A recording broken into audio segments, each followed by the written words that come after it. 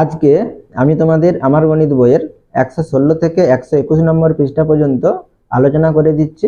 তোমরা যারা চ্যানেলে নতুন অবশ্যই চ্যানেলটিকে সাবস্ক্রাইব করে নিও এবং যারা আগে থেকে সাবস্ক্রাইব করে রেখেছো তাদেরকে অসংখ্য ধন্যবাদ।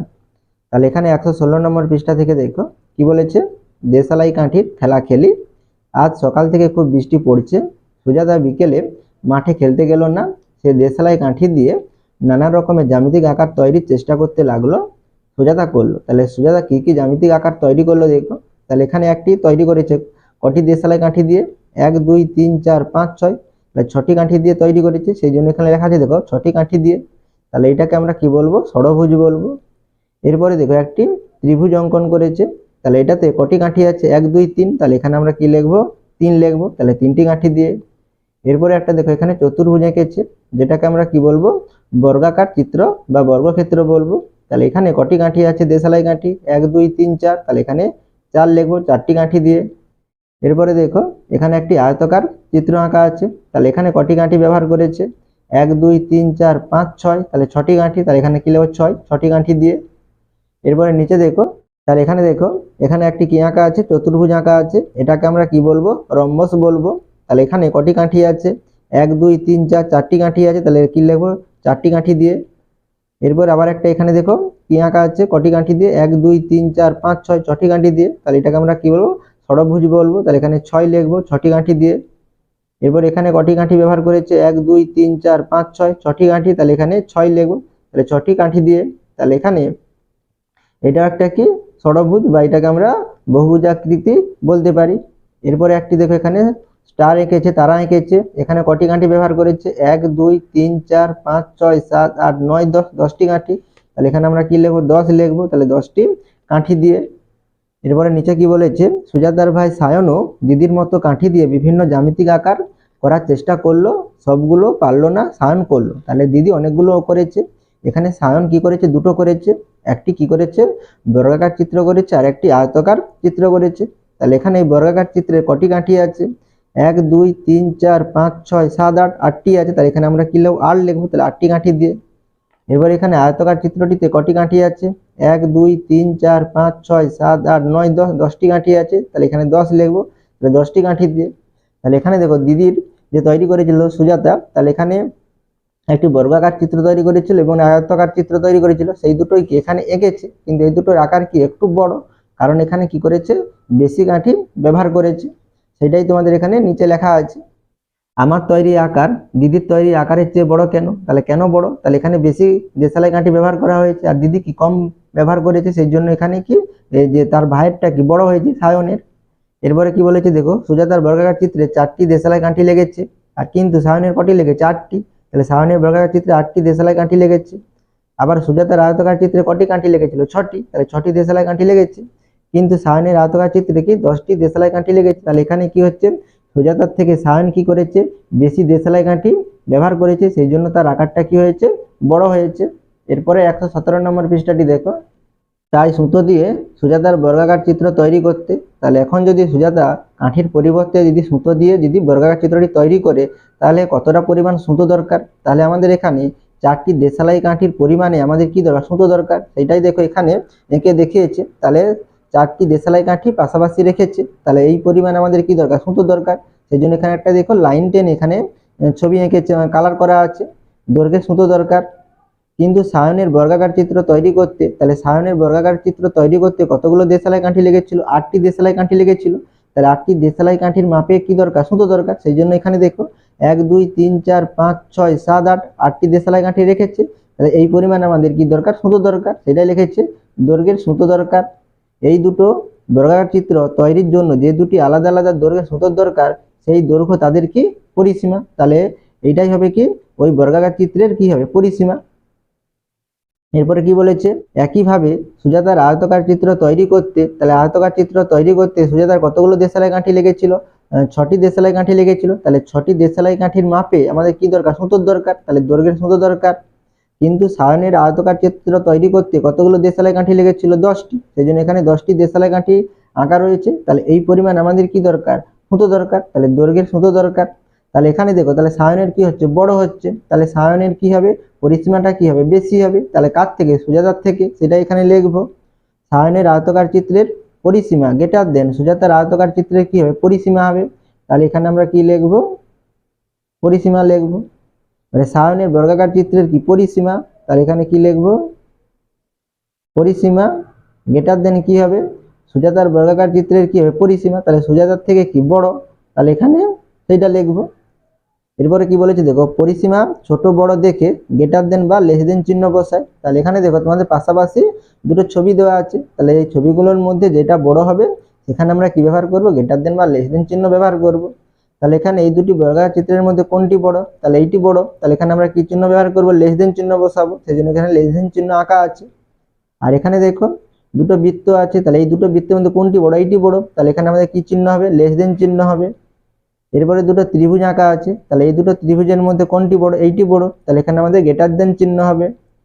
এরপরে দেখো এখানে আয়তকার চিত্র দুটি আঁকা আছে, তাহলে এইটির মধ্যে কোনটি বড়, এইটি বড়, তাহলে এখানে আমরা কি চিহ্ন ব্যবহার করব, গ্রেটার দেন চিহ্ন ব্যবহার করব।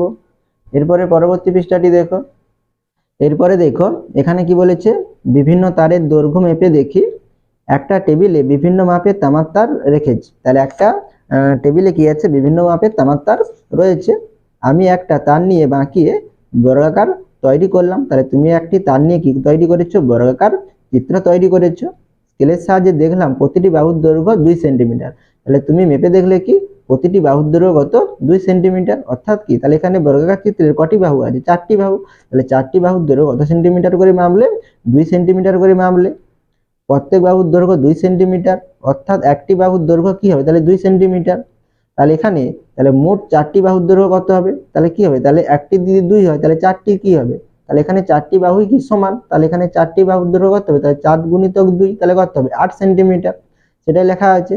অতএব 4টি বাহুর দৈর্ঘ্য 4 গুণিতক 2 সেন্টিমিটার সমান কত সেন্টিমিটার হবে, 8 সেন্টিমিটার হবে। তাহলে তোমার তামার তারের দৈর্ঘ্য কত সেন্টিমিটার, 8 সেন্টিমিটার। তাই আমার তারের দৈর্ঘ্য কত সেন্টিমিটার, 8 সেন্টিমিটার।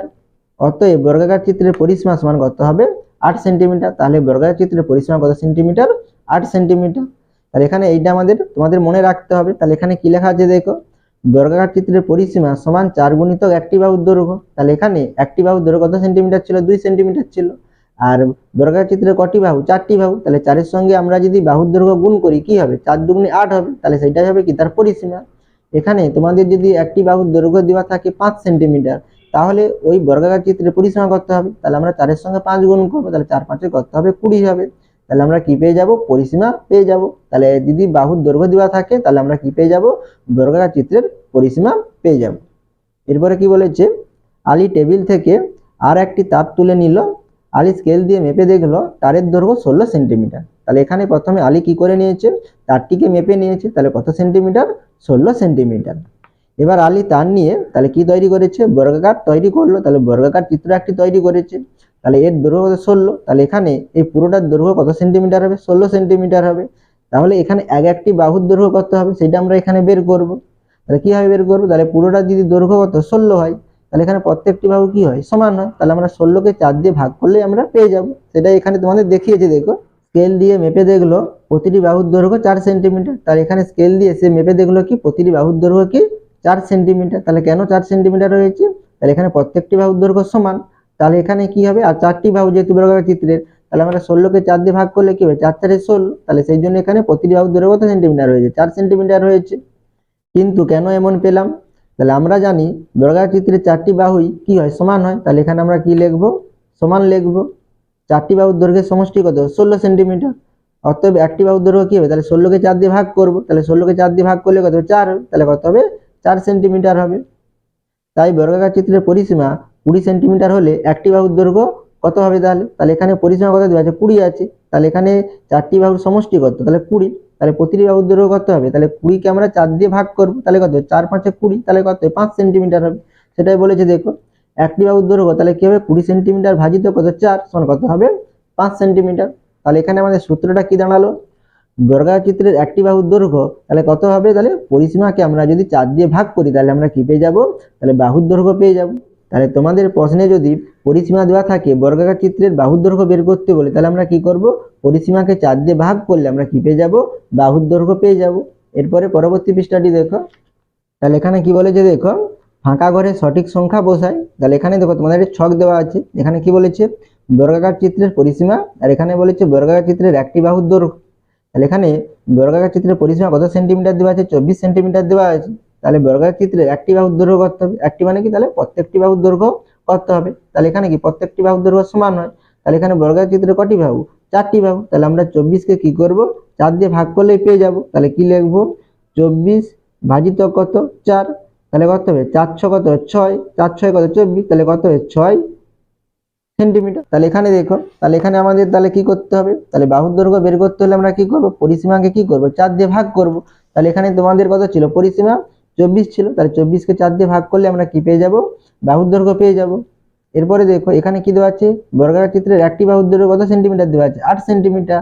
তাহলে বর্গাকার চিত্রের পরিসীমা করতে হবে, তাহলে পরিসীমা করতে হবে, তাহলে আমরা 8 এর সঙ্গে কি গুণ করব, 4 গুণ করব। তাহলে এইটাই দেখো তোমাদের এখানে দেওয়া ছিল, পরিসীমা সমান আমরা কি জানি, তাহলে 4 গুণিতক কি, একটি বাহুর দৈর্ঘ্য। তাহলে এখানে আমরা কি লিখব, তাহলে 4 গুণিতক 8, তাহলে 4 গুণিতক 8 সমান করতে হবে, তাহলে 8 4 কত 32, তাহলে 32 করতে হবে সেন্টিমিটার হবে। এরপরে কত দেওয়া আছে দেখো, 44 সেন্টিমিটার আছে। তাহলে 44 সেন্টিমিটার কি পরিসীমা, তাহলে আমরা বাহুর দৈর্ঘ্য কি করে পাবো, তাহলে আমরা এখানে কি লিখবো, তাহলে 44 ভাজিত কত লিখবো 4, এখানে তোমরা লিখতে পারো সেন্টিমিটার। তাহলে 44কে 4 দিয়ে ভাগ করলে কত হবে, 11 4 44, তাহলে এখানে কত হবে 11 সেন্টিমিটার। এবার এখানে কি দেওয়া আছে, বাহুর দৈর্ঘ্য দেওয়া আছে, আমরা কি বের করবো, পরিসীমা বের করবো। তাহলে কি করতে হবে, 4 এর সঙ্গে 9 গুণ করতে হবে। তাহলে কি লিখবো, 4 গুণিতক 9 সেন্টিমিটার, তাহলে কত হবে 9 4 36 সেন্টিমিটার। ঠিক আছে, তোমরা আশা করি বুঝতে পেরেছো। এরপরে দেখো, আয়তাকার বাগানের চারিদিকে বেড়া দেব, দেখি কতটা লম্বা বেড়া দিতে হবে। তাহলে এখানে দেখো তোমাদের একটি আয়তাকার চিত্র দেওয়া আছে। তাহলে আয়তাকার চিত্রের ক্ষেত্রে কি হয়, বিপরীত বাহুগুলো পরস্পর সমান হয়। তাহলে এই বাহুটার সঙ্গে এই বাহুটা সমান হবে, আর এই বাহুটার সঙ্গে কি হবে, এই বাহুটা সমান হবে।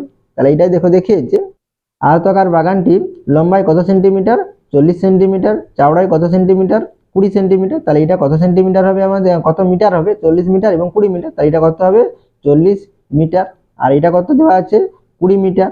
তাহলে এখানে বিপরীত বাহুগুলো কি পরস্পর সমান, তাহলে এটা 40 মিটার হলে এটা কি হবে 40, এটা 20 হলে এটা কত হবে 20 হবে। এরপরে দেখো, বাগানটির চারিদিকে বেড়া দিলে লম্বার দিকে আসবে কবার, দুবার। এটি একটি লম্বা, এটি একটি লম্বা, তাহলে কবার আসবে, চারিদিকে বেড়া দিবে তাহলে কবার আসবে, লম্বাটা দুবার।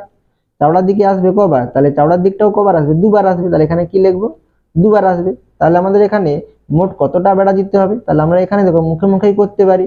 তাহলে 40 40 যোগ করলে কত হবে 80, 80 আর 20 যোগ করলে 100, আর 20 যোগ করলে কত হবে 120। তাহলে 120 মিটার কি দিতে হবে, বেড়া দিতে হবে। এটাই তোমাদের এখানে দেখো সূত্রের মাধ্যমে দেখিয়েছি। অতএব লম্বা ও চওড়া দুদিক মিলিয়ে পাঁচিলের দৈর্ঘ্য হবে। তাহলে পাঁচিলের দৈর্ঘ্য কি হবে, তাহলে লম্বা এবং চওড়া দুদিক মিলিয়ে কি হবে, পাঁচিলের দৈর্ঘ্য হবে। তাহলে এখানে লম্বা কত আছে, দুটি আছে, আর চওড়া কটি আছে, দুটি আছে। তাহলে এখানে দেখো, তাহলে 40-এর সঙ্গে দুবার 2 গুণ করতে হবে, আর 20-এর সঙ্গে কি করতে হবে 2 গুণ করতে হবে, দুটো 20 আছে সেই জন্য। তাহলে এখানে আমরা কি লিখবো, 2 গুণিতক লম্বার দৈর্ঘ্য যুক্ত 2 গুণিতক কি চওড়ার দৈর্ঘ্য। তাহলে 2 গুণিতক কি হবে 40 হবে, যুক্ত 2 গুণিতক কি হবে 20 হবে। তাহলে 40 আর 20 যোগ করলে কত হবে 80, আর 20 আর 2 যোগ করলে কত হবে 40। তাহলে 80 আর 40 যোগ করলে কত হচ্ছে 120 মিটার। তাহলে এখানে আমরা লম্বাকে কি বলি, দৈর্ঘ্য বলি, আর চওড়াকে কি বলি, প্রস্থ বলি। সেটা এখানে দেখিয়েছে দেখো। আয়তাকার বাগানের পরিসীমা, তাহলে আয়তাকার বাগানের পরিসীমা কি হবে, তাহলে এখানে দেখো দুটো দৈর্ঘ্য আছে আর দুটো কি আছে, প্রস্থ আছে। সেই জন্য এখানে দেখো 2টাকে লিখেছে, তাহলে 2 গুণিতক দৈর্ঘ্য যুক্ত কি 2 গুণিতক প্রস্থ। তাই মোট কত মিটার, তাহলে এইটাই হবে। তাহলে 120 মিটার লম্বা বেড়া দিতে হবে। তাহলে এখানে দেখো 2 গুণিতক দৈর্ঘ্য যুক্ত 2 গুণিতক কি প্রস্থ। তাহলে দুইটা কি আমাদের একই আছে, কমন নিতে পারি আমরা। তাহলে এটা আমরা কি লিখতে পারি, কিভাবে লিখতে পারি, অতএব আয়তাকার চিত্রের পরিসীমা সমান। তাহলে এখানে আমরা কি করব দেখো, এটা যদি অন্যভাবে আমরা একটু করি, তাহলে এখানে দৈর্ঘ্য কত আছে 40, আর প্রস্থ কত আছে 20। 40 আর 20 যোগ করলে কত হয় 60 হয়। তাহলে এখানে দুটো করে আছে দৈর্ঘ্য, দুটো করে প্রস্থ। তাহলে 60-এর সঙ্গে আমরা 2 গুণ করলে কত হবে 120 হবে। সেটাই তোমাদের এখানে দেখিয়েছে দেখো। অতএব আয়তাকার চিত্রের পরিসীমা সমান 2। তাহলে ব্র্যাকেটের মধ্যে কি লেখা আছে, দৈর্ঘ্য যুক্ত প্রস্থ। তাহলে আমরা প্রথমে দৈর্ঘ্য এবং প্রস্থ যোগ করার পরে 2 দিয়ে গুণ করলেই আমরা পেয়ে যাব। এরপরে 2 নম্বর দাগের অঙ্ক দেখো, আয়তাকার মাঠের দৈর্ঘ্য 35 মিটার ও প্রস্থ 20 মিটার। মাঠের ধার বরাবর চারিদিকে একবার হেঁটে আসতে কত মিটার পথ হাঁটতে হবে। তাহলে এখানে কি করবে, মাঠের চারিপাশে কি করবে, হেঁটে আসবে, অর্থাৎ কি তার পরিসীমাকে ঘুরে আসা, তাহলে পরিসীমা এখানে বের করতে হবে। তাহলে এটাকে আমরা মুখে মুখেই করতে পারি। তাহলে দৈর্ঘ্যের সঙ্গে প্রস্থ যোগ করে আমরা 2 দিয়ে গুণ করলে পেয়ে যাব। সেটা এখানে তোমাদের দেখিয়েছি দেখো। মাঠের চারিদিকে একবার হেঁটে আসতে মোট পথ হাঁটতে হবে আয়তাকার মাঠের কি পরিসীমা সমান, তাহলে আমরা এখানে পরিসীমা বের করবো। তাহলে কি লিখবো, 2 গুণিতক তাহলে কি দৈর্ঘ্য যুক্ত প্রস্থ। দৈর্ঘ্য কত 35, সেই জন্য এখানে 35 লেখা আছে, যুক্ত প্রস্থ কত 20, সেই জন্য এখানে 20 লেখা আছে। তাহলে 20 মিটার, এখানে মিটারে ছিল সেই জন্য মিটার লিখেছে। তাহলে 2 গুণিতক, তাহলে 35 আর 20 যোগ করলে কত হবে 55, তাহলে 2 গুণিতক কত 55 মিটার, তাহলে গুণ করলে কত হবে 110 মিটার, তাহলে কত হচ্ছে 110 মিটার। তাহলে কতটা পথ হাঁটতে হবে, 110 মিটার পথ হাঁটতে হবে। এরপরে দেখো আয়তাকার মাঠের পরিসীমা নির্ণয় করি। তাহলে এখানে দৈর্ঘ্য এবং প্রস্থ দেওয়া আছে, তোমাদের কি নির্ণয় করতে হবে, পরিসীমা নির্ণয় করতে হবে। তাহলে এখানে দৈর্ঘ্য কত 30 আর প্রস্থ কত 20। তাহলে আমি একটা দেখিয়ে দিচ্ছি দেখো। তাহলে এখানে আমরা কি লিখতে পারি, 2 গুণি ব্র্যাকেটের মধ্যে দৈর্ঘ্য যুক্ত কি প্রস্থ। তাহলে এখানে 2 লিখলাম, তার দৈর্ঘ্য কত 30, তাহলে 30 যুক্ত প্রস্থ কত 20, তাহলে এখানে 20, তাহলে এটা মিটারে ছিল, তাহলে এখানে আমরা মিটার লিখতে পারি। তাহলে কত হবে, 2 গুণিতক ব্র্যাকেট তুলে দিলে কি হবে, গুণ চিহ্ন হবে। তাহলে 2 গুণিতক 30 আর 20 যোগ করলে কত হবে 50, তাহলে 50 মিটার সমান কত হবে, তাহলে 50 দুগুণে কত 100, তাহলে 100 মিটার হবে।